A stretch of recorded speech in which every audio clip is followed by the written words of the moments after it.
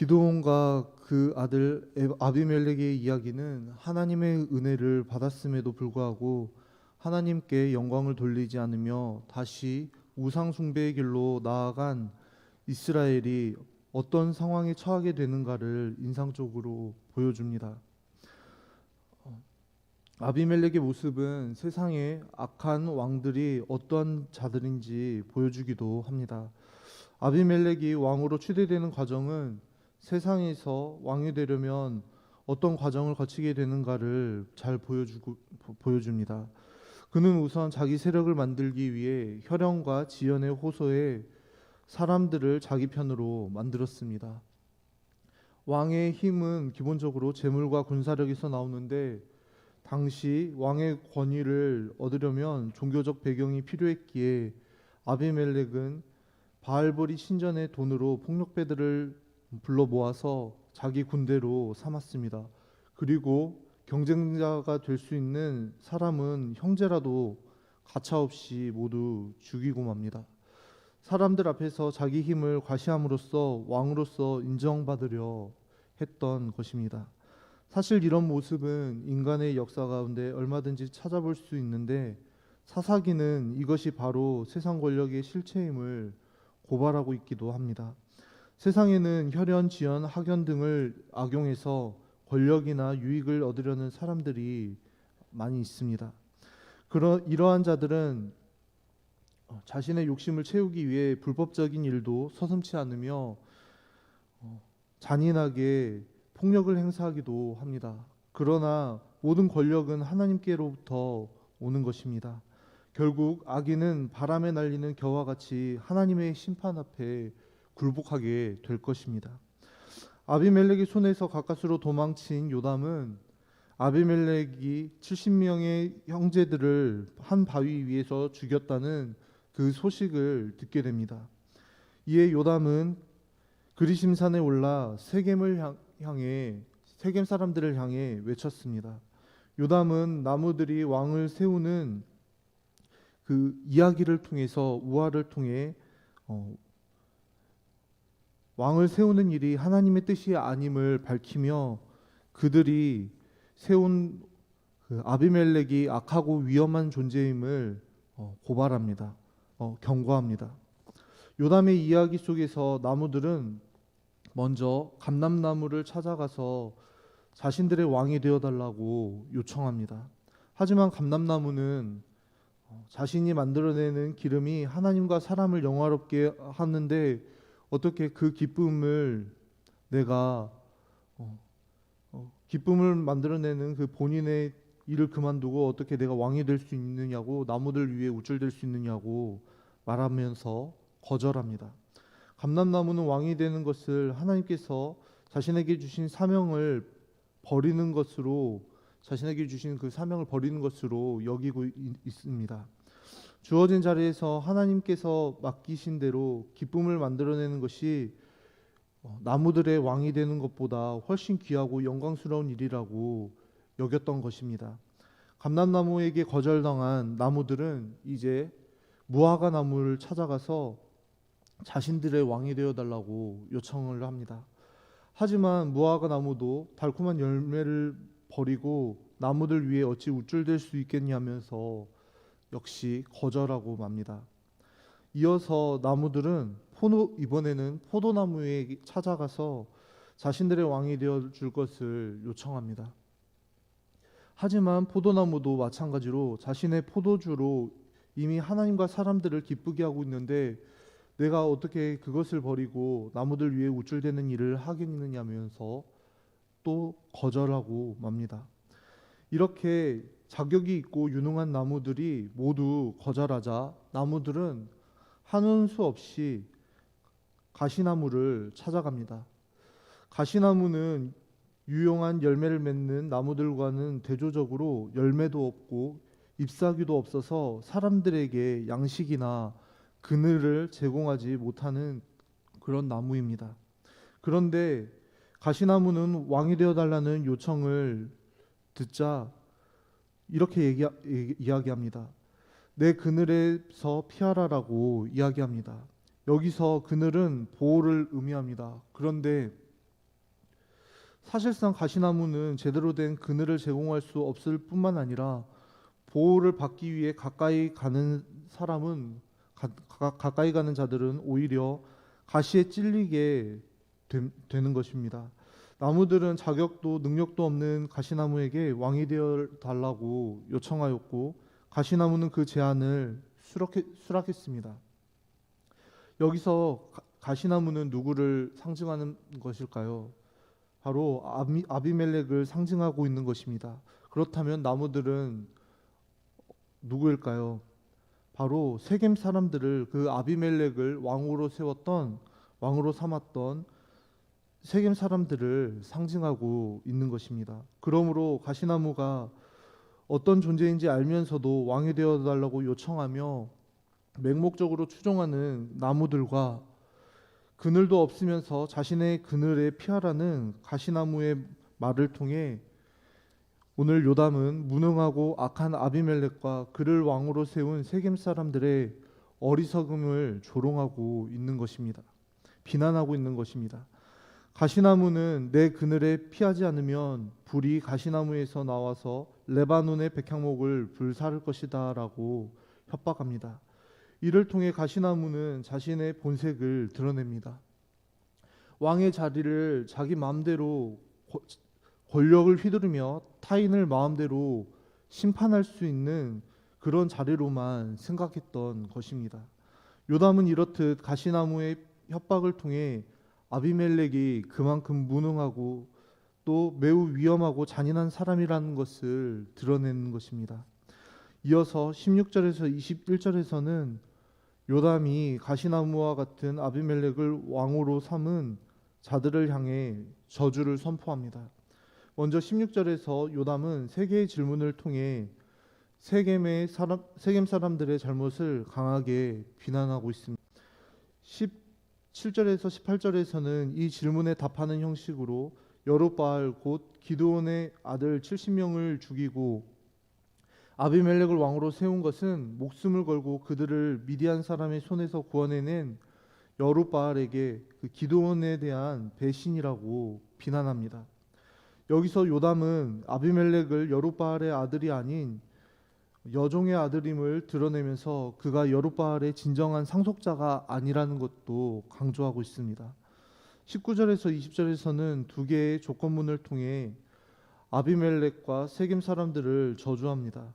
만일 세겜 사람들의 행동이 진실하고 의롭다면 아비멜렉으로 인해 기뻐할 것이지만 만일 그렇지 않다면 아비멜렉에서 불이 나와서 아비멜렉을 왕으로 세운 세겜 사람과 밀로 사람을 태울 것이라고 이야기합니다. 그리고 그들도 아비멜렉을 태울 것이라고 말합니다. 이는 서로가 서로를 죽이고 서로를 공격해서 자멸하게 되는 것을 의미합니다.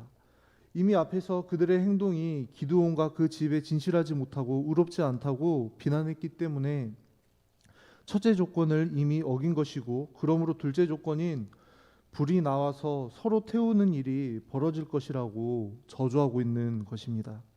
그런데 요담의 말을 자세히 살펴보면 요담 또한 하나님의 뜻을 온전히 드러내고 있지 않음을 알게 됩니다.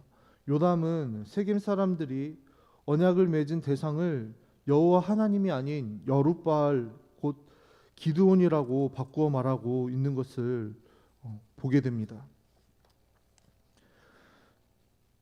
세겜을 미디안의 손에서 구원한 것은 하나님의 역사로 보지 않고 오직 여룹바알의 목숨을 건 그 헌신이라고 해석하고 있는 것입니다. 그래서 요담은 하나님과의 언약을 깨뜨렸기 때문에 저주가 임할 것이라고 경고하고 있는 것이 아니라 기드온 곧 자신의 아버지인 여룹바알과의 언약을 깨뜨렸기 때문에 저주가 임할 것이라고 경고하고 있습니다.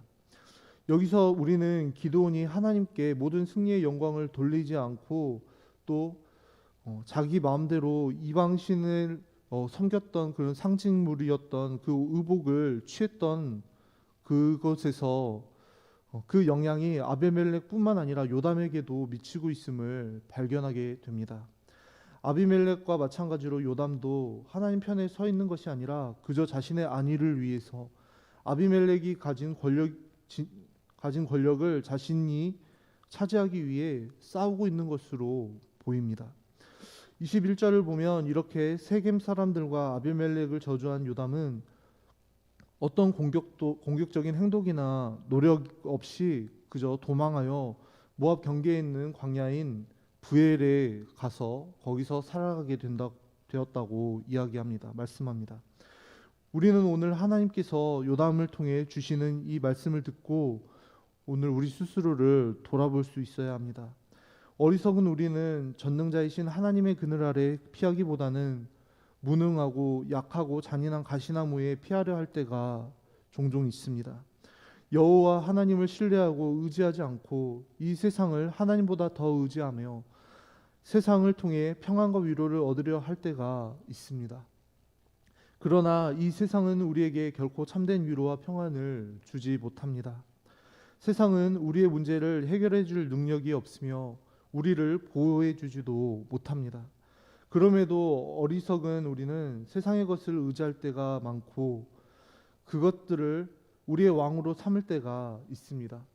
세상은 달콤한 말로 우리를 끊임없이 유혹하곤 합니다. 내 그늘 아래에서 보호를 받고 내 그늘 아래에서 쉬어라 라고 이야기합니다. 그러나 사실 가시나무와 같은 이 세상 속에서는 제대로 된 그늘을 찾아보기 힘들고 세상을 의지하기 위해 우리가 그 세상의 것들에 가까이 가면 할수록 오히려 그것에 그 가시에 찔려 상처 입고 고통당하게 될 뿐입니다. 돈을 의지하려는 사람은 그것을 통해 얻으려 했던 평안과 기쁨을 누리지 못하고 오히려 그것의 노예가 되어 상처 입게 되곤 합니다. 학벌이나 사람을 의지하려는 사람도 마찬가지로 진정 원하는 것은 얻지 못하고 오히려 이용당하고 배신당하는 가시에 찔려 상처 입게 되기도 합니다. 그러므로 우리는 참으로 우리를 보호해 주실 능력이 있으시며 우리를 사랑하셔서 우리에게 가장 알맞은 때에 따라 돕는 은혜를 베풀어 주시고 우리에게 필요한 위로와 평안과 기쁨을 주시는 여호와 하나님께로 날마다 나아가야 할 줄로 믿습니다. 우리는 오직 하나님의 평안하고 따뜻한 그 사랑의 품 안에서 우리의 보호자 되시는 하나님의 그늘 아래에서 예수님의 십자가 아래에서 참된 위로와 세상이 줄 수 없는 평안과 안식과 기쁨을 누릴 수 있을 줄로 믿습니다. 요담이 들려준 나무 이야기 속에서 우리는 감람나무, 무화과나무, 포도나무의 겸손한 태도를 주목해 보아야 합니다. 나무들은 자신의 삶을 세상의 가치로 평가하지 않고 하나님께서 주신 사명을 소중히 여기며 그 영광의 가치를 붙드는 참된 신앙인의 태도를 보여줍니다.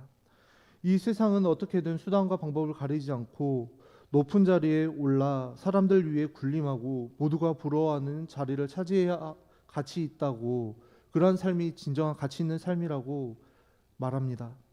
남들보다 좋은 학교, 좋은 직장에 들어가야 하고 돈을 많이 벌어야 하고 높은 자리에 있어야 한다고 이야기합니다.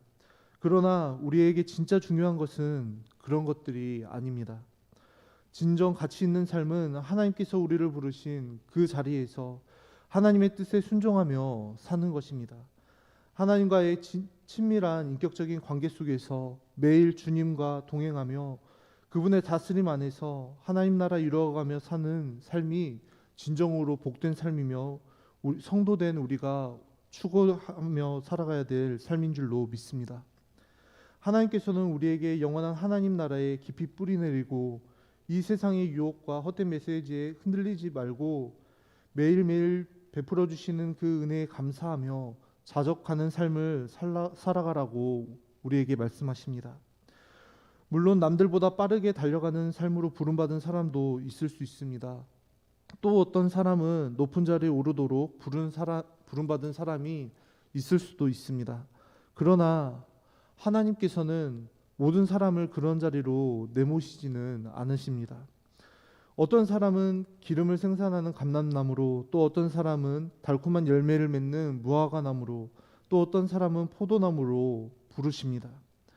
하나님께서 우리를 부르신 그 자리에서 우리에게 맡겨주신 그 역할을 잘 감당하는 것, 우리의 일상 속에서 학교와 직장과 가정과 교회 공동체와 이 사회 속에서 주어진 역할을 우리가 감사와 기쁨으로 잘 감당하는 것이 얼마나 귀하고 복되고 영광스러운 일인지 잊지 않고 충성되이 살아가는, 그래서 온전히 하나님께 그 모든 영광을 올려드리는 저와 여러분의 삶이 될 수 있기를 주님의 이름으로 간절히 소망합니다. 기도하겠습니다. 사랑과 은혜가 풍성하신 아버지 하나님, 감사합니다. 오늘 주신 말씀을 통해서 진정 가치 있는 삶은 하나님께서 우리를 부르신 그 자리에서 하나님의 뜻에 순종하며 사는 것임을 다시 한번 깨닫게 하시니 감사합니다. 악인의 형통을 부러워하거나 세상의 가치와 유혹에 흔들리지 않게 하시고 영원한 하나님 나라의 소망을 두며 주님의 다스림 안에서 하나님 나라를 꿈꾸며 그 하나님 나라를 이루어가는 삶이 되게 하여 주옵소서. 주님, 우리는 매일같이 넘어지는 너무나도 연약한 자들입니다. 오늘 우리의 삶에 개입하여 주셔서 옳은 길을 따라갈 수 있도록 은혜를 주시옵소서. 우리에게 맡겨주신 역할, 사명을 소중히 여김으로 우리의 일상 속에서 주어진 역할을 감사와 기쁨으로 감당함으로 온전히 하나님께 그 모든 영광을 올려드리는 오늘 우리 모두의 삶이 되게 하여 주옵소서. 예수님의 이름으로 기도합니다. 아멘. 아버지